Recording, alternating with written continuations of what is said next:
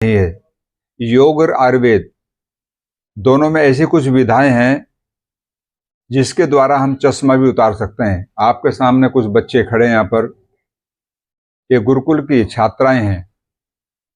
Rishika coulomb कन्या गुरुकुल सहारनपुर में और वैदिक एंग्लो गुरुकुल पुरकाजी, यहाँ पर एक योग का शिविर लगाया गया चश्मा उतारने के लिए।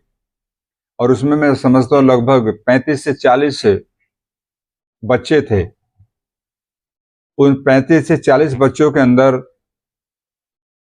8-10 दिन के अंतराल में लगभग 12 बच्चों का चश्मा उतर गया। और जो शेष बच्चे बचे उनकी आंखों का नंबर कम हुआ।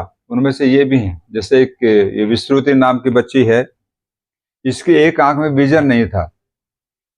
गुरुकुल में जब इनका चेकअप हुआ तो पता चला कि एक आंख के अंदर विजन नहीं है, केवल एक ही आंख से देख रही है। और यहाँ पर जब ये आई तो उसका विजन उस आंख के अंदर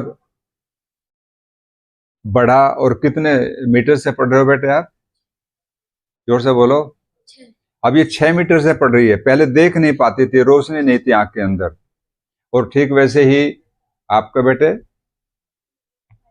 हाँ, इनका 2.5 नंबर था और वो इनका तो चश्मा पूरा उतर गया। एक उस बच्ची का क्या नंबर बेटे आपका? 2 था। इसका 2 नंबर था और इसका 2.5 नंबर था। इसको दिखता नहीं था। अब इसको अच्छी तरह से 6 मीटर से पढ़ सकती है और इन 2 बच्चियों का चश्मा उतर गया। और आपका बेटे? और अब हाँ, देखिए इसको 4 नंबर था, अभी एक का 3 है और एक का, हाँ, तो इसका बहुत नंबर कम हुआ, इसको लाभ हुआ। अभी अच्छी तरह से देख पा रही है।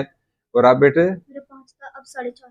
हाँ, इसका 5 नंबर था, बहुत ज्यादा था, इसका भी 4.5 हो गया और ये अच्छी तरह से पढ़ रहे हैं कुछ दूरी से। तो मेरा कहने का मतलब ये है कि हम योग और आयुर्वेद को केवल वैसा ही मान करके छोड़ देते हैं कि ये तो घास फूस है, लेकिन ऐसा नहीं है। योग और आयुर्वेद में प्राणायाम करने से और कुछ मेडिसिन का प्रयोग करने से आंखों का चश्मा उतरता है। और पूरे वर्ल्ड के अंदर केवल एक ही व्यक्ति हैं,